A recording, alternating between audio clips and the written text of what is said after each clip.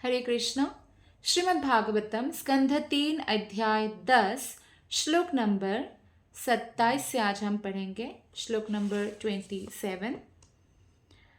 वैक्रेतास्त्राय एवैते देवसर्गच्छ सत्तम वैकारिकस्तु यः प्रोक्तः कौमारस्तु भयात्मकः। वैक्रेतास्त्राय एवैते देवसर्गच्छ सत्तम वैकारिकस्तु यः प्रोक्तः कौमारस्तु भयात्मकः। अनुवाद और तात्पर्य श्रील प्रभुपाद के द्वारा। श्रील प्रभुपाद की जय। अनुवाद। हे श्रेष्ठ विदुर, ये अंतिम 3 सृष्टियां तथा देवताओं की सृष्टि वैकृत सृष्टियां हैं जो पूर्ववर्णित प्राकृत सृष्टियों से भिन्न है। कुमारों का प्राकट्य दोनों ही सृष्टियां हैं। तो हम लोग अब मैत्रेय मुनि से जो विदुर ने प्रश्न किया है उसके उत्तर में सृष्टि के बारे में पढ़ रहे हैं। तो अभी हम देवताओं के सृष्टि के बारे में पढ़ने जा रहे हैं। श्लोक नंबर 28 और 29। देव सर्गच्चाष्टविधो विबुधः पीतरोऽसुरः गन्धर्वाप्सरसः सिद्धा यक्षरक्षांसि चारणः भूता प्रेता पिशाचाच्छ विद्याध्नः किन्नरादयः दशैते विदुराख्यातः सर्गास्ते विश्वस्वीकृतः। देवताओं का सृजन 8 प्रकार का है। देवता, पितरगण, असुरगण, गंधर्व तथा अप्सराएं या देवदूत, यक्ष तथा राक्षस, सिद्ध, चारण तथा विद्याधर, भूत प्रेत तथा पिशाच, किन्नर अति मानवीय प्राणी, देवलोक के गायक इत्यादि। ये सब ब्रह्मांड के सृष्टा ब्रह्मा द्वारा उत्पन्न किए गए।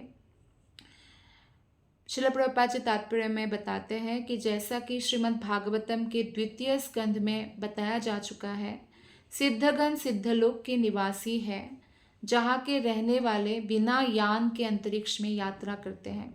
अर्थात उनको कोई एरोप्लेन नहीं चाहिए, उनको कोई विमान की ज़रूरत नहीं है। सिद्धलोक के वासी और ये सिद्धगण बिना अंतरिक्ष कोई वाहन के ही अंतरिक्ष में यात्रा कर सकते हैं। वे इच्छा मात्र से बिना कठिनाई के एक ग्रह से दूसरे ग्रह चले जा सकते हैं। जैसे कोई भी भौतिक जगत के, खासकर पृथ्वी लोक के जो मनुष्य है, तो उनको एक ग्रह से दूसरे ग्रह जाने के लिए बहुत मेहनत करके, परिश्रम करके कोई विमान निकालना पड़ेगा।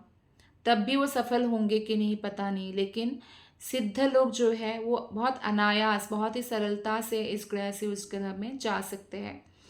अतः वो उच्चतर ग्रहों के निवासी इस ग्रह के निवासियों की तुलना में कला, संस्कृति, विज्ञान के मामले में कहीं श्रेष्ठ है, क्योंकि उनके मस्तिष्क मनुष्य के मस्तिष्कों से श्रेष्ठ होते हैं। वो उनका ब्रेन ज़्यादा है, उनको बहुत सारी विद्याएं आती है, बहुत सारी कलाएं आती हैं मनुष्य से। इस संदर्भ में उल्लिखित भूत प्रेतों की भी गणना देवताओं में की जाती है, क्योंकि वे असामान्य कार्य करने में सक्षम होते हैं जो मनुष्य के लिए संभव नहीं है। देखिए, भूलोक यानी पृथ्वीलोक के ऊपर है भूवर्लोक। भूवर्लोक में रहते हैं असुरगण, राक्षसगण, यक्षगण, भूत, पिशाच आदि, जो उच्चतर कैटेगरी के होते हैं, जो मनुष्य से काफ़ी बुद्धिमान होते हैं। बहुत सारे उनको कलाएं आती हैं, विद्याएं आती है, तो उनको भी इसी में गिना गया है, क्योंकि ऊपर के लोग हैं, ऊपर के लोगों में ज़्यादा शक्ति होती है। और ऐसा नहीं कि जैसे कि खासकर लोगों को जो है कि अच्छा शायद भूत प्रेत ऐसा होगा वैसा होगा, वहाँ पे जो ऊपर के लोग हैं, खासकर पृथ्वी लोक के ऊपर के लोग हैं या उससे भी जो ऊपर के लोग हैं, वहाँ पे विशेष शरीर भी प्राप्त होता है। लेकिन जो नॉर्मली जिसको सूक्ष्म शरीर के अलावा एक नया शरीर प्राप्त नहीं होता है, तो वो डिफरेंट काइंड ऑफ होते हैं। यहाँ पे जो 8 प्रकार में बताया गया है वो ऊपर हमारे पृथ्वी के ऊपर के ग्रह के बारे में बताया गया है, जो हमसे अति मानवीय कार्य वो कर सकते हैं जो मनुष्य नहीं कर सकते हैं। श्लोक नंबर 30। अतः परं प्रवक्ष्यामि वंशान्मन्वन्तराणि च एवं रजः प्लुतः स्रष्टा कल्पादिस्वात्मभूर्हरिः सृजत्यामोघसङ्कल्प आत्मैवात्मानमात्मना। अब कहते हैं मैत्रेय मुनि, अब मैं मनुओं के वंशजों का वर्णन करूँगा। सृष्टा ब्रह्मा, जो कि श्री भगवान के रजोगुणी अवतार है, श्री भगवान की शक्ति के बल से प्रत्येक कल्प में अचूक इच्छाओं सहित विश्व प्रपंच की सृष्टि करते हैं। तो ब्रह्मा की एक दिन में 14 मनु होते हैं, 14 मनवंतर होते हैं। अब वो इस बारे में बात करने जा रहे हैं।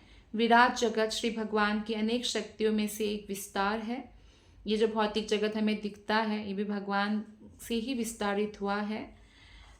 सृष्टा तथा सृष्टि दोनों एक ही परम सत्य के उद्भास है, जैसा कि श्रीमद् भागवत के प्रारंभ में कहा गया है, जन्माद्यस्य यतः। तो इस प्रकार श्रीमद् भागवतम के तृतीय स्कंद के अंतर्गत सृष्टि के विभाग नामक 10वें अध्याय के भक्ति वेदांत तात्पर्य पूर्ण हुआ। आप सबका बहुत बहुत धन्यवाद। हरे कृष्ण।